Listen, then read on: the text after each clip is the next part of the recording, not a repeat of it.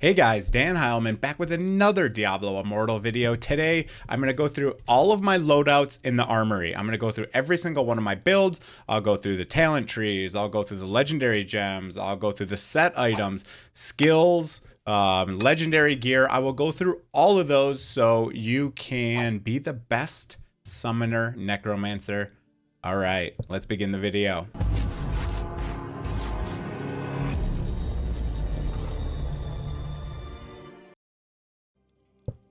All right, so I'm going to be going through all the loadouts. I have basically 4 different loadouts that I use for all the content. Before I go through all this, you'll be able to see the Paragon Tree that I'm using. I'm going to start with the Paragon Tree, then I'll go through sets, then I'll go through legendary gems, then I'll go through every single one of these loadouts, where I use them, why I'm using them, etc. Okay, let's begin with the Paragon Tree. Now, this is what I recommend if you do a decent amount of outdoor farming. You're going to want to focus on treasure hunter first. There's a lot of, questions. Does it work? How does it work? It 1000% works. I have proved that. If you want to see that video, I'll put that up in the upper right hand corner. But this is the progression on how I would do talents. So I'm going to start here. I'm going to go over to this talent here. I'm going to go up here and I'm going to grab treasure find. That is the main reason why you're here. Then I'm going to go down here, grab the gold, grab the armor penetration, and then grab greed. I do not think this lucky is very useful, so I would ignore that one. Then the second place I would go is I would go into the Vanquisher tree on that same theme of getting the most out of outdoor farming. I'm going to go through this top row, which gives me some more inventory space, which is kind of cool. It also gives me some potency, which is not that useful, and it does give me increased damage done to monsters. Again, these are only active if you have this active button here for the square abilities. All the circle abilities are always active. Then I'm going to go down here. I'm going to grab damage. I'm going to grab zeal. I'm going to grab more damage. I'm going to grab wrath. And then I'm not going to grab that armor penetration because now I'm going to go over here to gladiator. I'm going to grab the armor penetration here. I'm going to grab uncontrollable, which is really good. One of the strongest things in the tree. I'm going to go grab life. I'm going to go over here. I'm going to grab quick-witted, which reduces the CC effects on me. I'm going to go in here to resistance. I'm going to grab the life. And then I'm going to grab cheat death here. And then after that, I'm not sure. That's going to be lots of paragons away. So that's that. If you are a crazy PvP addict and that's basically all you do in the game, maybe you want to focus on the gladiator tree before you go into treasure hunter. But I think overall treasure hunter is going to give you the most amount of value. So I would stick with that tree first. Okay, so that is the Paragon Tree. Now let's talk about sets. The best set for a Necromancer, let me move myself out of the way a little bit here. Best set is definitely going to be the Shepherds and Architects set, whatever this thing is called, Shepherd set. The first 2-piece bonus gives 15% more damage to your summons. That is a more damage, not multiplier, not an increased.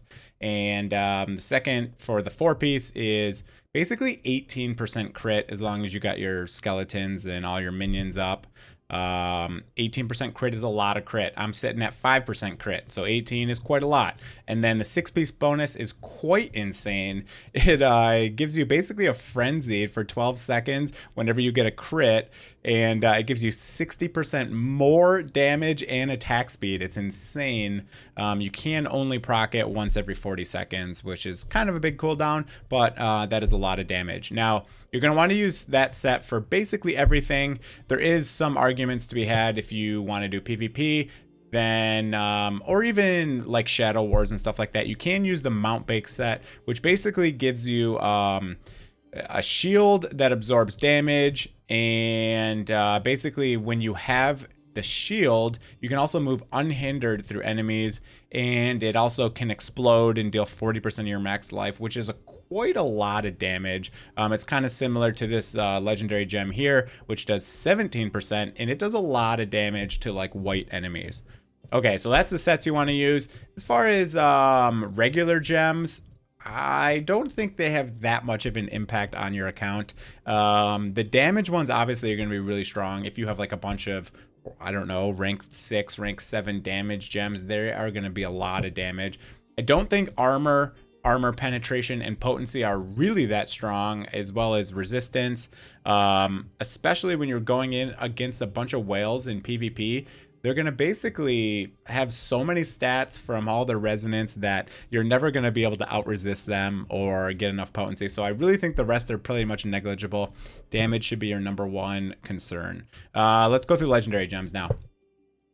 First one that I have is Echoing Shade. Now, this is really good for summoners. I guess not that good for some of the other classes. I've seen some tier lists that list Echoing Shade like really low. It is really good for summoners because you basically get more summons that they're like little clones of yourself. I can actually show you real quick. If I just click this, they should spawn. There's one right there. You can have two of them. They do your primary attack, which is...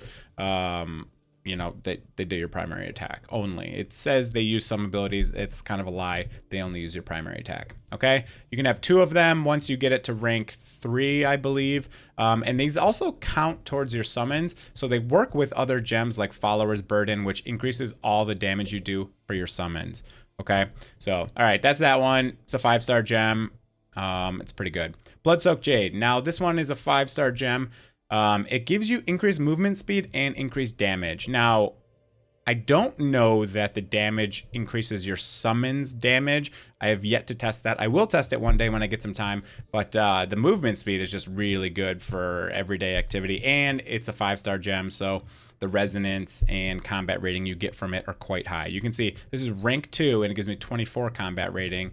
And then if I look at a rank 10 1-star, it only gives me 44 combat rating. So, okay, that's Blood-Soaked Jade. It's pretty good. Now this is the Berserker Eye. I like this one. It's rank 10 for me, which also means I have awakened it, and it basically increases all the damage I do, increases my crit hit chance, but I take 5% more damage. It also gives me Magic Find because I have it past rank 5. The other gem I have here is Blessing of the Worthy. Now, this isn't an amazing gem for Summoner. It doesn't give me any consistent damage or anything like that, but there's a pack in the shop that has a 3-star one, and the higher the stars, the more combat rating and resonance you get from it. So that's really strong, and that's kind of the reason why I picked it, but also... when it does proc, it does quite a lot of damage to everything around you, and it decreases the damage you take for 6 seconds after it procs. So it is kind of nice in that aspect. If I'm in a pack of whites and they're at half health, if this thing procs, it just clears them all out. So it's kind of cool. That is a good one, but you can also use the poison gems. I guess I'll go to the market after this and show you some other viable gems. If you don't want to use these exact ones. So that's one. And then the next one is Follower's Burden. This one just gives me increase all the damage ideal for each summon I have. So a lot of things count towards the summons, including the little clones from the other gem. You should always have this up max, and it gives you a decent chunk of damage, and it also decreases the damage that my summons take. And it's a 2-star gem, so it's easier to get and easier to level up. Last one is Freedom and Devotion. This one's really strong. Increase the duration of my summons by 24%. This is one of the only reasons I'm able to have 100% uptime on my mages, which is really cool. Those Grim Reaper guys I have, they do a majority of my damage in this build. We're going to go through the build in a minute, but just let me finish the gems here. That is the last one. Let's run over to the market really fast, and I will show you some other gems that are possible substitutes that reach the market. Really, dude? That was nowhere near the market. We'll go over here and I'll show you some of the other gems that you can use if you don't have those exact ones. I'll call out some other ones. For 5-star gems, the only other one that you would probably use would be Seeping Bile. Now, Seeping Bile, it does not work on summons. The only way that you can make it work on summons is if you use it with Swenson's Haunting right here. That is the only way you can get Seeping Bile to work. So you can use those two together. If you want to use 5 stars instead of 1 and 2 stars, that's up to you. I don't like it because you have to kill things and then you can possibly proc a poison. I don't like that RNG, and I think it's too much setup, so I'm just not a fan of it and I don't do it. As far as the other 5-star gems, none of them are really that good. Phoenix Ashes would be good for PvP, but I still don't know that it's that good if you already have the Gladiator tree. Now, Bloody Reach is another one that you could definitely use. Basically, all the damage by 2% for every 2 yards between you and the enemy hit. This is another great one that works with summoners. I should move myself back over here. Sorry, I didn't realize I was still over there. This is another one you can definitely use and is pretty strong. So the rest of these are kind of all garbage. I wouldn't even really look at any of these. Okay, now let's go look at the loadouts, and I'll go through every single one of my loadouts, where you can use them and all that good stuff. We're gonna begin with my speedy build. So my very first loadout in here, I have all my loadouts saved right here. The very first one is my speedy one. This uses Treasure Hunter in the Paragon Tree. I'll go through the abilities. Wraith form makes you move faster, invulnerability for 2 seconds. It doesn't always work. I've been hit by bosses with the invulnerability, so I don't know what's up with that. Skeletal Mage, I'll show you the modifiers with legendaries in a minute. Summon Skeletons, Command Golem, and my primary is just Soulfire. Okay, now if we go through the legendaries, the chest I have is useless because there's no good chest for summons. So this is for bone armor. I do that. I do use this one in some of my other builds though. For the legs, you have the fear everyone while you're in wraith form. Not super useful. It does do a chunk of damage when you run through people, and if you have like a big pack and you're like low health, you can use it to CC them for a little bit and do a little bit of damage. Not super amazing, but definitely helps the build. This one's extremely important. This is the Grim Reapers. So it turns my skeletal mages into Grim Reapers. You can only have one of them before modifications, and it hits super hard. They have this big cleave that does a lot of damage. The weapon is the Molten Golem one here. It turns your golem into a Molten Golem that burns nearby enemies, does a lot of damage, and is just constantly burning everyone. That one's really good. Now, the shoulders are the ones that give me the Skeletal Mage maximum charges. So that's why I was saying the mages, you can normally only have one Grim Reaper, but with this you can have two. The helm is basically just to reduce the cooldown of my Skeletal Mage and increase the duration. With this combo here, you don't need to have it awakened, but it is definitely nice to have if you do have some rank 10 gems. Again, not needed, but it basically just reduces the duration, increases the duration of your mages. They're going to be your biggest damage source, so this one's really strong. And with both of these combined, you are able to have 100% uptime, you know, with these two here and this gem. You get 100% uptime on your skeletal mages, so that makes them really strong. Those Grim Reapers do a lot of damage. You can always have one up if you have this awakened and you have that helm. Okay, already talked about chest. That's pretty much it for this build. Speedy, I use this open world farming. I use this doing bounties. I even use this in dungeons, and you can just change over Treasure Hunter to Vanquisher if you want. I do this, I just keep this. This is what I generally use for most of the content in the game. I'm almost always using this. Challenge Rift.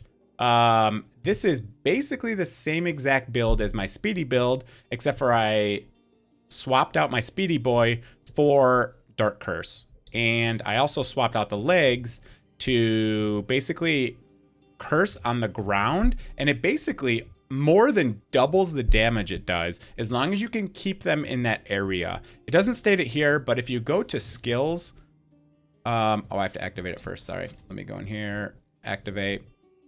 Okay, I have it active. Now if I go to skills, you can see when I highlight over this, it says right here, normally it deals 7,400 damage, but when it's on the ground, it does 1,450. And since I have my piece awakened, it does 10% increased damage. So it does quite a lot of damage. This is actually some of the build I've been using since the very beginning of the game. This was my Challenge Rift build that I've been using since the very beginning. And it's kind of funny because I just checked the leaderboard for the #1 person in Challenge Rift, and he's using basically the same exact build. The only thing he changed was he has the skeletons instead of the skeletal archers instead in the helm, and he has the one that bounces your primary on this one. But that's because he's using the poison ability, the poisoning gem and stuff like that. So with my build, I think this is better for me personally. Okay. All right. So now we're into PvP builds. This is my PvP build that I made up myself that I prefer.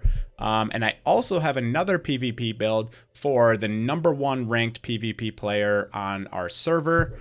If you want to check other people's builds, all you have to do is go up here to the battleground guy, Click him. You can click the leaderboard in the top left, and you can inspect any of those people on the leaderboard. You can see exactly what build everyone is using. So I figured I'd throw that in here and talk about it while I'm here. Okay, we did the challenge rift. Let's do PvP 1. All right, so this very first PvP build I have here is one that I created. I just enjoy this one. I think it's pretty solid. I do also use this for Shadow War. Now, if you do use it for Shadow War, you probably want to use the Vanquisher Paragon Tree. And what you can do is you can run this same exact one. Is pretty good for Shadow War. This is going to buff, everyone in your party. Make sure you have parties set up, etc. It's going to make sure that they don't take any damage when this is up. You can use this so that you can keep up with the Immortal as he runs away from you, or you can put the Skeletal Mages in here exactly as is, and you can use that instead. Whichever one you prefer, that's fine.